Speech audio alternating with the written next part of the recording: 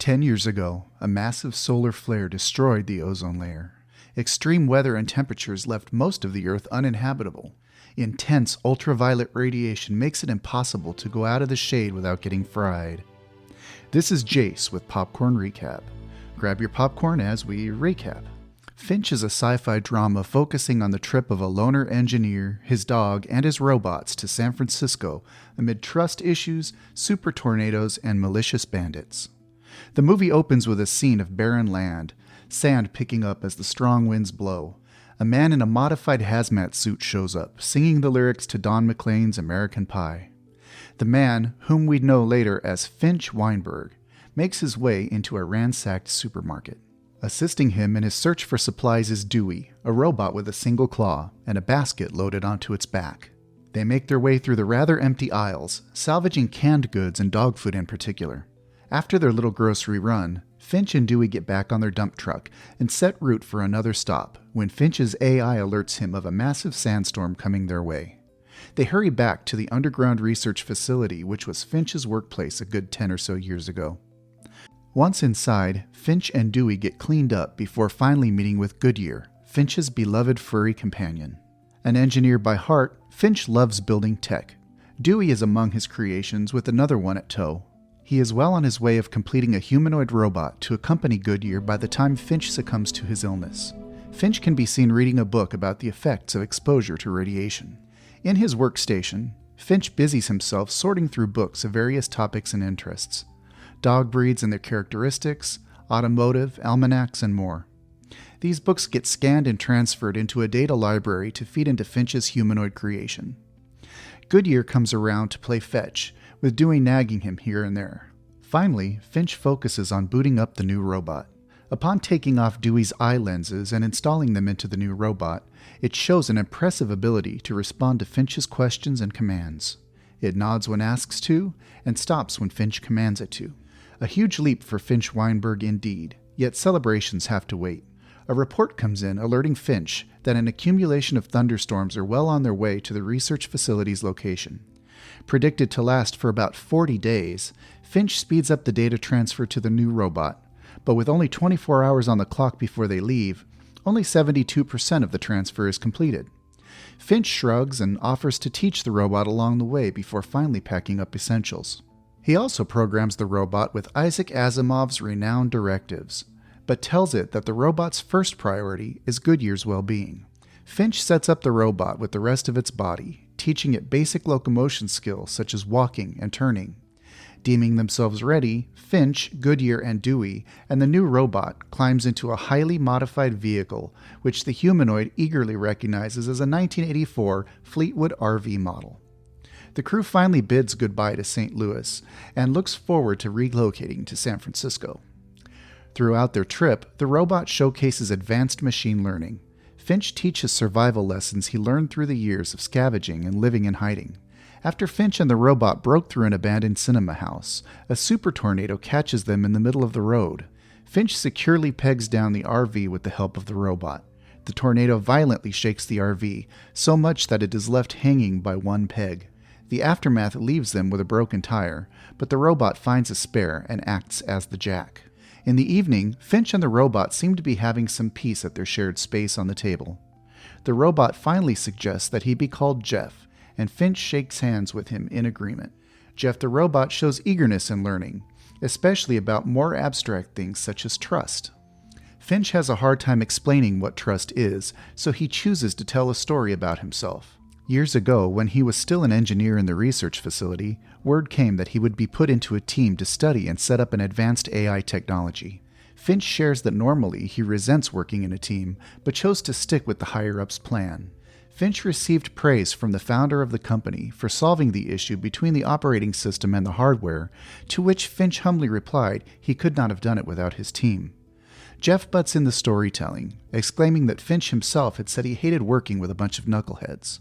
Finch placates him, saying that while he hates teamwork, he couldn't deny his team had his back.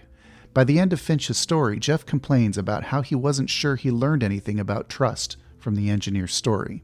The pacing of the plot makes it feel like at one moment Finch and Jeff had each other's backs, then at the next, Finch is berating Jeff for being a machine who needs to grow up. During one of his feverish bouts, Finch quickly pulls up to a stop at an abandoned diner. He refuses to show Goodyear extreme signs of sickness, and so Finch takes his time alone inside the diner to cough it all out. After willing the pain away, Finch comes back to the RV and puts a leash on Goodyear, taking him out to the diner. Jeff, on the other hand, was told to hold the fort. The robot grumbles, but soon finds himself giddy with the aspect of learning to drive. While Finch and Goodyear enjoy their time in the diner pretending to place meal orders, Jeff gets a hold of the steering wheel and launches the RV in the forward direction, crashing into an abandoned car parked nearby. The two at the diner hurry outside, and Finch blows a fuse with Jeff's lack of seriousness for their difficult situations. Finch exposes a hand to the burning sun, frying his hand in mere seconds to show Jeff just how hard it is for humans and dogs, especially Goodyear, to survive in these conditions. Back inside the RV, the tension is quite high. After tending to his burns, Finch attempts to make amends with Jeff by offering to teach the robot how to drive. To no one's surprise at all, Jeff nails the basics of driving and claims to be a great driver. Finch snorts from the passenger's side, telling the robot not to get ahead of himself. Nighttime comes and the crew camps outside. Jeff notices how beautiful the northern lights are up above them, and Finch chides that there's no real need to go to the northern hemisphere to see the ethereal light show. It is one of those probing moments of Jeff once again. The robot asks Finch, why do they never travel at night? With a tone of resentment, Finch responds that extreme weather and car parts breaking down during daytime travel are more manageable and predictable. Nighttime is breeding grounds for humans lurking behind shadows, with evil intentions, just to fill their grumbling stomachs. Finch suddenly feels sick and cold again, so he and Goodyear bid Jeff goodnight, who opts to stay out under the night sky for a little longer. The next morning, Jeff returns inside the RV to the site of a vomiting Finch. The engineer is unwell, so Jeff takes the initiative to take care of Finch. After getting Finch back to bed, Jeff places a wet towel on his forehead. Jeff proceeds to drive while Finch sleeps most of the day. Upon entering desolate urban grounds, Jeff launches onto a plan to get medicine, first aid, and food supplies for Finch. The RV pulls up in front of what looks like the remains of a department store. Jeff takes Dewey out with him, and together they explore the floors of the abandoned building. Little do the robots know that while they are following Finch's lessons for survival, the department store is set up as a trap. Jeff and Dewey are separate from each other as Jeff proceeds to climb up to the upper floors. In his search, Dewey catches sight of a box of attractive Christmas cookies. He struggles to reach out to it and, unfortunately, loses his life because of a booby trap placed right in front of the cookies. Finch, freshly woken up from slumber, senses something is wrong and rushes into his hazmat suit. He catches sight of the crushed Dewey, and in his grief and rage locates Jeff and drags the two of them out of the building. Jeff, with only good intentions in mind, gets the blame for what happened to Dewey. Finch demands Jeff drives them out of the area immediately as people will soon be tailing them. Finch unwraps a gun and holds onto it tightly. By nighttime, Finch finally wakes up from an accidental nap at the passenger seat. Jeff earnestly drives until Finch notices that they are being tailed by people most likely from the department store. Heeding no care for the RV's drivability limits, Finch orders Jeff to step on the gas. To lose the car behind them, they take a hard right and aims to take hiding at the underpass. Jeff warns that the RV's modifications will make it impossible to get through the underpass, but Finch pushes down on the accelerator, lurching the vehicle forward to the underpass and crushing their solar panels in the process. The added height of the solar panels on the RV's roof hinders them from hiding down the underpass. The car tailing them is still in pursuit. Jeff steps out and pushes the RV into the underpass's shadows, the solar panels further breaking into smithereens.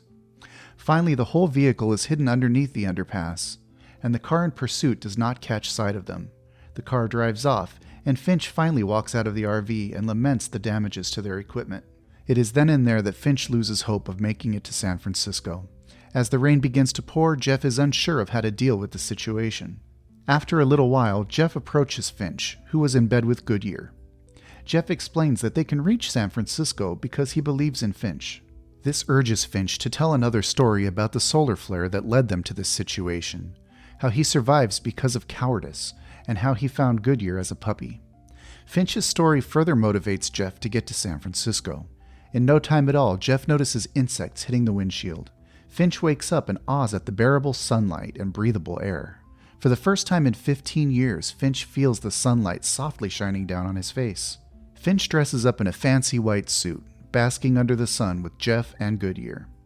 Jeff demands him another story about Finch's dad and the experience the Golden Gate Bridge brings to people. While Jeff demands they hurry up to the bridge, Finch insists he is dying and wouldn't make it anymore. He teaches Jeff and Goodyear to get along by playing fetch. A bad episode of coughing leaves Finch's suit all bloody, and Finch excuses himself to the RV. When nighttime falls, Finch peacefully passes away. Jeff and Goodyear cremate Finch through a funeral pyre. After, Jeff feels lost without Finch by their side. He remembers his main priority is Goodyear, and so he opens a can of dog food for the dog to eat. The duo finally make it to the Golden Gate Bridge, where they stake a signpost in memory of Finch. Jeff notices some recent-looking notes posted on the bridge, raising his hopes that they are not alone in their pursuit for survival. Subscribe for more videos like this. Turn on notifications and leave a like. It really helps the channel.